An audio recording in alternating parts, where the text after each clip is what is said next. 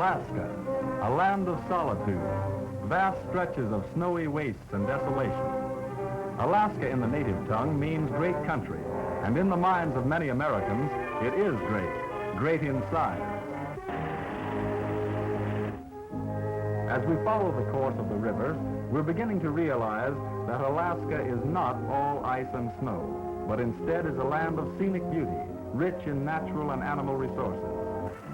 We're amused to see a mother and cub half playing, half intent on the business at hand. Need we say they're catching salmon for their lunch? Herds of moose frolicking in the river. Those aren't moose, those are caribou. We've just been watching a 1940s documentary showing walrus on the Yukon River, brown bear out to lunch, and a herd of frolicking moose. I'm George Rogers, and for our look at Alaska, we're going to use a little less Hollywood and a little more history. That's why we're here. The University of Alaska's Rasmussen Library. It's the most important collection of Alaskana in the world. Here you can probably find a copy of anything ever published on Alaska. Our story is the history of Alaska transportation, and we'll be using these collections to show you how Alaska was opened up for exploration, settlement, resource development, tourism, defense. It's not an easy country to get into or to move around in. It's big. Laid on top of a map of the lower 48, it stretches from Washington State to Florida, and it's rugged. It has the tallest mountains on the continent, glaciers bigger than Rhode Island, millions of acres of muskeg, and a climate that, well, you've heard about that. In spite of all that, you've got to get into the country.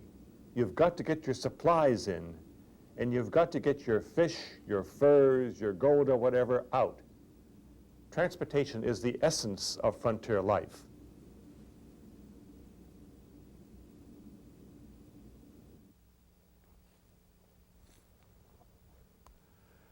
Before Alaska was purchased from Russia, only the most adventurous explorers, whalers, and sealers sailed Alaska waters. The Arctic Ocean to the north and the Bering Sea to the west of Alaska were frozen solid or choked with sea ice for most of the year. To the south, the Gulf of Alaska offered both the most violent storms in the world and a dearth of protected natural harbors. The Inside Passage here in southeast Alaska and British Columbia was a navigational nightmare.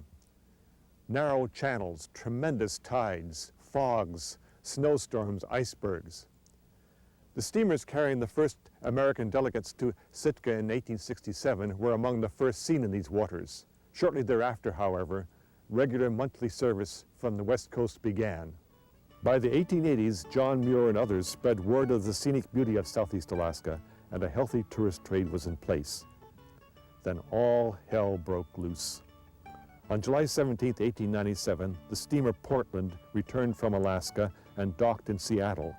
She unloaded an assortment of seasoned prospectors and 1.5 tons of gold. The Klondike gold rush was on. And so too was the Alaska shipping rush. In the next few months, steamers carried 8,000 men from Seattle to Alaska and brought $4 million in gold back. The shipping activity was frantic, and it was extended by another gold strike at Nome in 1900. Transportation to Alaska was becoming routine, though not exactly without incident. In the early years of operation, 8 ships of the Alaska Steamship Company wrecked or burned, total losses. Before 1900, there were no aids to navigation along the route to Alaska.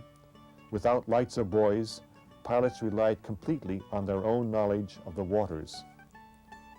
Docking facilities were a problem too. In western Alaska, the shallow continental shelf forced the steamships to anchor as much as 2 miles offshore while cargo was lagged in.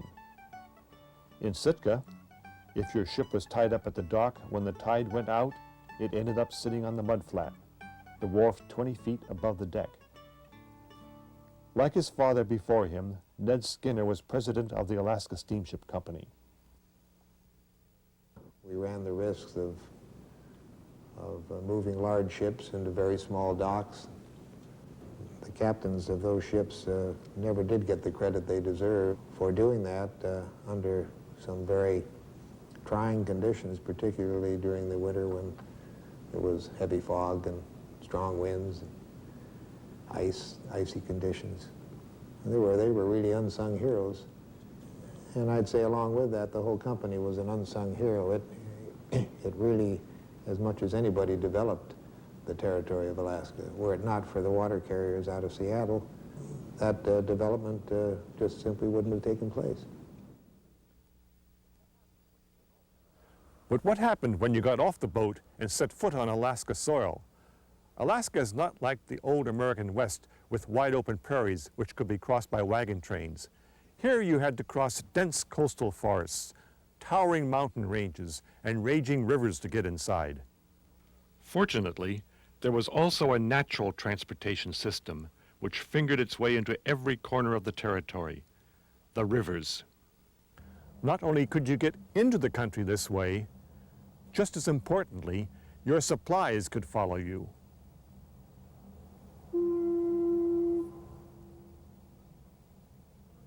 The first Russians and English fur traders constructed scows or rafts to move trade goods in and furs out. Later, poling boats, skin boats, and Indian birch bark canoes took their place on the river. Then in 1869, a little stern wheeler proved that the Yukon River was navigable for more than 1,000 miles from its mouth. After that, ocean-going steamers began to drop cargo at St. Michael's every spring for transfer to the shallow draft steamboats. By the 1890s, steamboats were running all the way to Dawson, Yukon Territory. While this all-water route to the Klondike existed before the big strike in 1897, and was certainly a more comfortable way to travel, it could take 8 weeks. Most stampeders preferred to disembark the steamship at Dyea in southeast Alaska and take a shortcut to the Yukon River system, even though this meant climbing the Chilkoot Pass, packing or dragging a year's provisions. At Lake Bennett, the headwaters of the Yukon, they whipsawed lumber to build boats. They floated along Lake Bennett, through the Whitehorse Rapids, Lake LaBarge, and down the Yukon River to Dawson, 500 miles in all.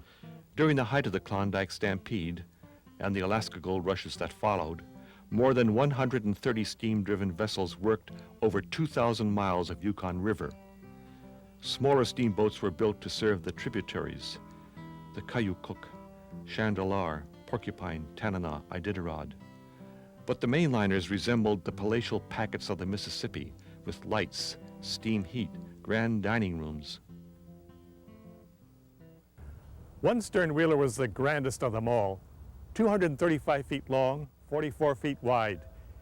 80 passengers had deluxe cabins, each with hot and cold running water. At 12 knots, it was easily the fastest steamer on the river. That was this boat, the steamer Nenana. Richard Frank worked on steamer Nenana and saw the end of the stern wheeler's heyday.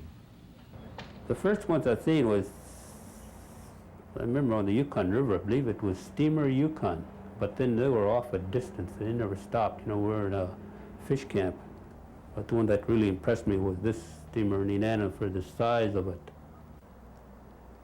And right from here, it's pretty high. And just imagine just pulling this up to a fish camp or near a fish camp or to a village. It was pretty impressive. And that was one of my dreams, as if I ever grew up, that I'd like to work on the steamboats. I started out here in 1942, and I stayed on the river until 1969.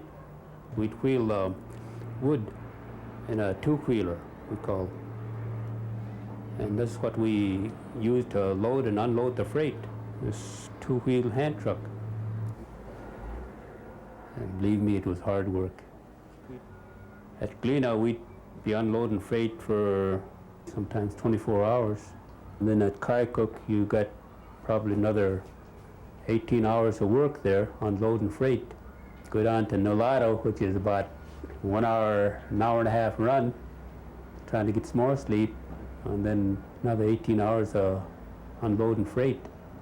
And this was practically the only transportation. There was hardly any airfields in the native communities along the river those days.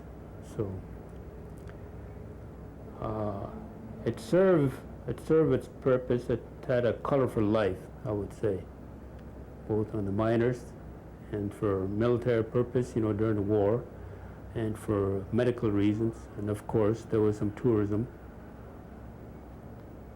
And it's sad to see something as beautiful as this is just tied up and sitting idle. I come and visit here, reminiscing of course, and just to see that it's being taken care of.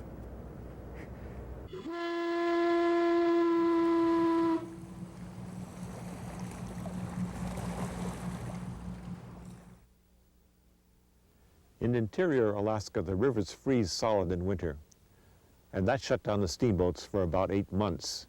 But the river system still played an important role in transportation. People, mail, and freight still had to be moved between camps and settlements. And before there was much in the way of wagon trails, the movement was by dog team.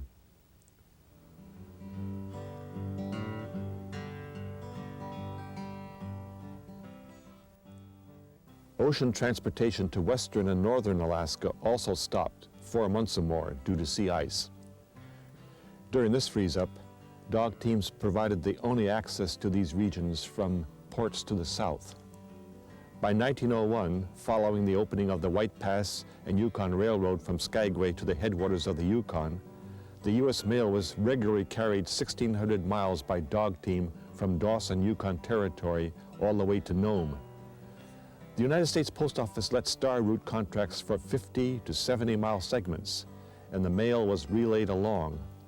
Because any holdup by one carrier would cause delays all along the line, the mail carriers had to travel under any and all conditions. But there was always a roadhouse at the end of the day, usually 25 miles.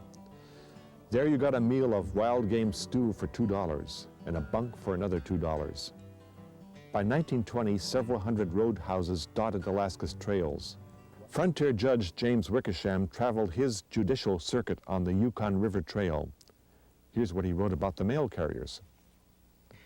He is the most important personage on the trail, in the mail station, or at the overnight roadhouse. He is given the best seat at the table, the first service of hotcakes at breakfast, and the best bunk at night. Also on the trail were the freighters. Big teams of 100-pound Malamutes, memorialized by Jack London, could routinely pull up to a ton of freight. And the missionaries also rode a winter circuit, covering enormous distances to visit the scattered interior villages. Moses Cruikshank was a boy of 12 when he first accompanied his minister on the winter circuit. There was trails all over the country, yes. And the only means of transportation was by dogs, dog team. So there was a lot of dog teams on the trail those days. And then, of course, if there's a whisper that they found some good pay over in certain creek, well, there's a stampede right over in there, you know. And then there's a lot of dog teams out on the trail. In those days, on making long trips like that, it's very foolish if you don't have somebody along with you. In those days, when you make a mistake out on a trail, well, you paid for it, you know. Cruikshank and his circuit-riding minister left Nenana at freeze-up, traveling down the Tanana to Fort Gibbon, then up the Kayukuk Trail to Allakaket, Bettles, and Wiseman. They retraced the route back to the Yukon and followed it all the way to Eagle. From there they came overland to Tanana Crossing and followed the Valdez Trail up to Fairbanks. The trip took all winter. We got to Fairbanks here just on the last snow. I remember Pioneer Hotel, after we put up the dogs there, you know, we would come to Model Cafe and all we can eat for 75 cents, you know. It's a modern city now, way different from the log cabin town, like in the early days, dog team days. I just can't believe my eyes sometimes when I look around. Dog team transportation peaked between 1910 and 1930. Besides the Yukon River trails, The trail between Fairbanks and Valdez was a major route, as was the Iditarod Trail, actually a network of trails totaling more than 2,000 miles from Seward on the Gulf of Alaska to Nome on the North Bering Sea. While a few of these trails became wagon roads and eventually highways, most fell into disuse, became overgrown, and disappeared. The roadhouses tumbled in. And all because of what one native dog driver called a rattling up in the sky near Fairbanks. In 1924, Ben Eielson convinced the Postal Service to hire him to fly the mail from Fairbanks to McGrath for half the money paid to the dog drivers. It wasn't long before a roadhouse on the McGrath Trail posted a sign, "Aviators' trade not solicited here." Eielson could fly in 3 hours the distance it took a mail carrier 20 days to cover.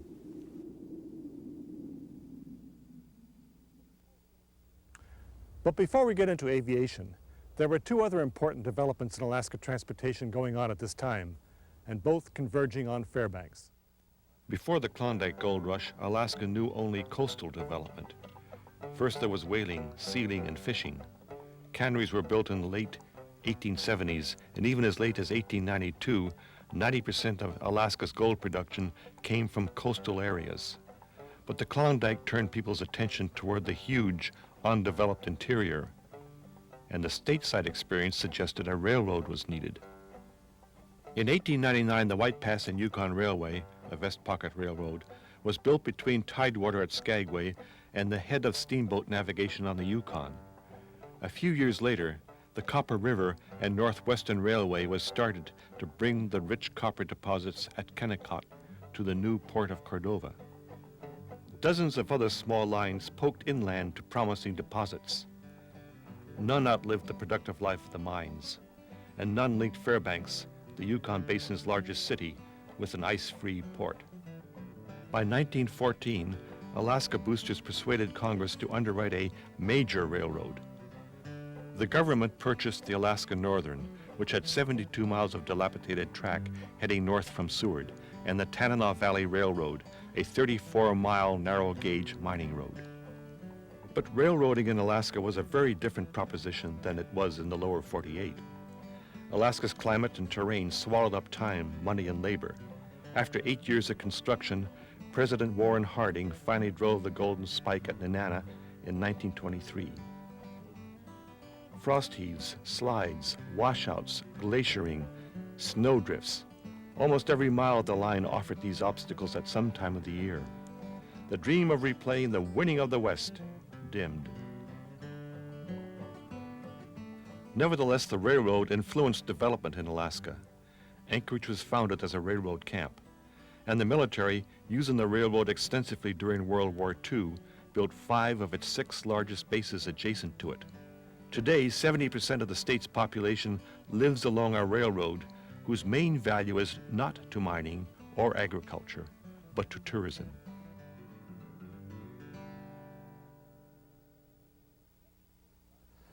The Russians were in Alaska for almost 100 years. During that time, they built less than 5 miles of road. Over the next 30 years, up to the time of the Klondike Rush, we Americans, employing our industrial might and technical know-how, added another 5 miles. But gold got things rolling, and the military began construction of an all-American road to the Yukon from Valdez to Eagle. Still by 1903, things were not much improved. In that year, 3 U.S. senators toured Alaska, traveling over 6,000 miles, of which only about 100 miles were on land. They reported to Congress that in the whole territory there exists not a single public wagon road over which vehicles can be drawn summer and winter. They identified the lack of roads as the greatest obstacle to Alaska's development. In response, Congress in 1905 established the Alaska Road Commission, and though underfunded, systematic progress began. Major W.P. Richardson headed the commission, and he set out at once to extend a trunk line between open water at Valdez and Fairbanks, 370 miles inland. In its first 15 years, the Alaska Road Commission constructed over 1,000 miles of wagon road and almost 5,000 miles of trail. The philosophy of the organization was to let's build as much as we can to open up the country. And so that's what they did. They built a trail, and the trail evolved into a sled road in the wintertime, and that evolved into a wagon road. In the 20s, it became necessary to consider the automobile. And so by the 1920s, the Alaska Railroad had been extended to Fairbanks. The Richardson Highway was carrying automobiles from Valdez to Fairbanks, and Fairbanks was becoming the hub of the new aviation age. When Eielson began his historic mail flights to McGrath, no one had ever flown airplanes in Alaska's winter before. McGrath didn't have an airstrip, and the one at Fairbanks was short, with a few stumps and woodpiles here and there. In the spring, it was simply a mud hole. There were crack-ups, but Eielson proved that the airplane was made for Alaska. It didn't rely on a trail, didn't have to skirt the muskeg or the mountains. It could land on wheels, skis, or floats. That same year, in 1924, another young flyer came to Fairbanks, Noel Ween. He was the first to fly between Fairbanks and Anchorage, and between Fairbanks and Nome. He was also the first Alaskan to land north of the Arctic Circle. Eielson and Ween, Alaska's great aviation pioneers, were not at all alike. Ween was a cautious flyer who set out to make aviation a safe and profitable business. He succeeded. The airline he formed with his brothers in 1927 survived to become a modern airline. Eielson's vision was broader. He saw Alaska as nothing short of the air crossroads of the world. It's hard to see on a flat map. You'd think to fly from New York to Tokyo, you'd probably fly through San Francisco. Alaska would appear way out in left field. But these maps have their built-in distortions. The Earth, after all, is a sphere, and on a globe, the shortest distance between New York and Tokyo passes practically through Fairbanks. This kind of route, the shortest distance between 2 points on a globe, is known as a Great Circle route. Great Circle routes over the Arctic have become particularly important because they can link the industrial nations of Europe, North America, and the Soviet Union. The ideal route between Europe and the Orient would cross Russia, but if that is not possible, the next shortest route, widely used today, makes a dogleg around Soviet territory with a refueling stop in Alaska. This has become known as the polar route. Ben Eielson was determined to demonstrate Alaska's global significance in the dawning air age. And in 1928, along with the Australian explorer Hubert Wilkins, he completed the first trans-Arctic airplane flight from Barrow, Alaska to Spitsbergen. It was an enormously important flight from a scientific standpoint. Navigation near the pole is tricky. In order to fly a straight line, for example, across these converging meridians, you have to constantly change your compass heading. Instruments for this kind of flying did not exist until the polar gyro was developed by Scandinavian Airline Service in the 1950s. SAS was the first commercial airline in the world to begin flying the polar route, and the man behind those flights was Einar Pedersen. In 1952, we made a flight from Santa Monica to Thule and then on to Copenhagen. And it was the first flight that ever was made from across the Arctic in wintertime, and it also was the first commercial flight that was ever made across the Arctic. It was supposed to be very dangerous to fly over the Arctic in wintertime, but this flight proved otherwise. It was excellent flying conditions. We started planning on a route to Tokyo across the Arctic. In 1953, we made the first test flight. It was beautiful flying weather all the way. Clouds never went higher than 10,000 feet, so we could fly in clear air all the way between Scandinavia and Alaska. The next flight was made in 1954. Then I talked the management into route this flight directly across the North Pole because that had never been done before with a commercial airliner. Before we could start this operation, of course, you had to do a lot of preparations. We had to make our own map, we had to make our own gyro system, and we had to make our own polarized sky compass. We had found out that it was possible to make a very good forced landing on the polar ice if necessary. So we equipped the airplane with sleeping bags, with polar suits, with guns for hunting polar bears, and with food for several months in case you should make a forced landing. We have carried this equipment across the Arctic now for 30 years without having to use it, and I hope we never will have to use it, but you never know.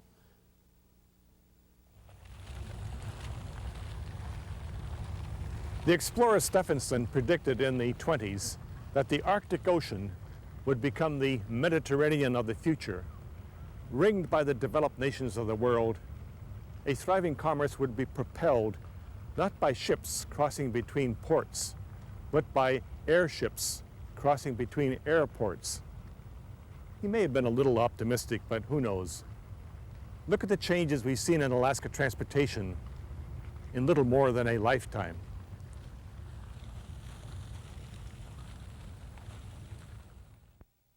Mm-hmm.